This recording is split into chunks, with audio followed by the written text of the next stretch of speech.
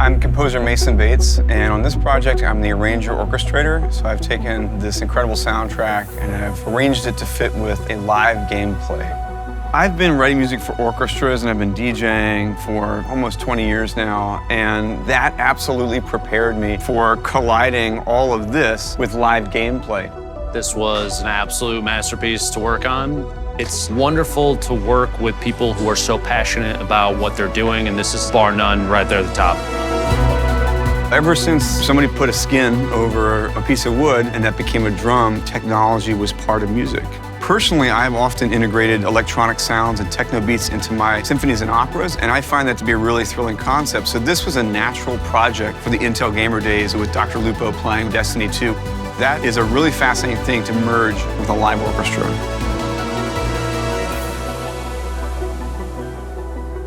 I had heard of Destiny 2, and I had heard that its soundtrack was so good that people were like getting distracted when they were playing. I started hearing it and I was like, wow, this is almost like Wagner.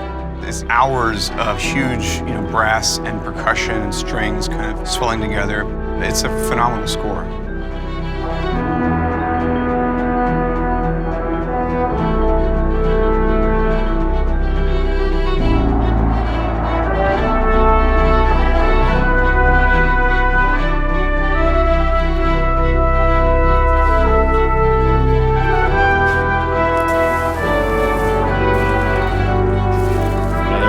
Side. Nobody left.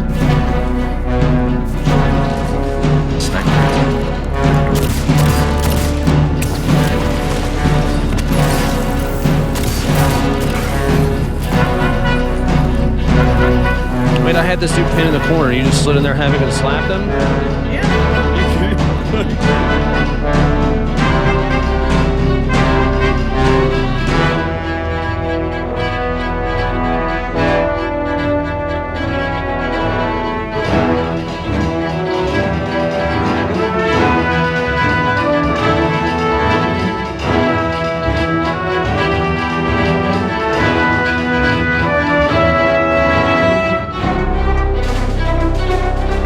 The only word that comes to mind is moving. This whole thing, it was incredible.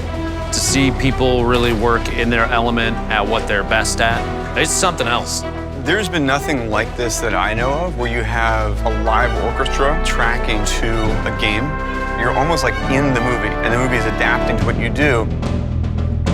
We're integrating the technology of the orchestra, made up of all these instruments that have their whole history of engineering, and the technology of a game engine, and the incredible storytelling of Destiny 2. You basically have to think on the fly. How do you get information to the conductor and all the players really quickly? We will always end with this, and we'll kind of get there as quick as possible. So we might not play all of those. We might not make it through escape. An orchestra tends to go in linear fashion. We start at measure one and we keep going. So we had to humanize what is a pretty complicated under-the-hood process. And the way we did that was a series of kind of choose-your-own-adventures baked into the score.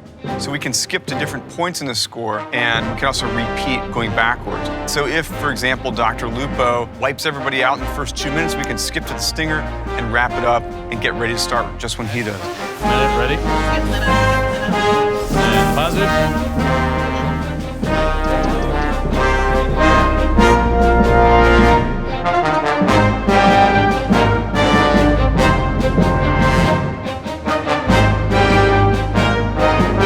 Composer of symphonic music and operas that normally kind of go like this, to be looking at a narrative art form that can kind of hop up and down, go backwards and forwards, it's a fascinating new way to tell stories. I've never seen something so elaborate, beautiful, come together like this ever in my entire life. It's amazing. Yep. Okay.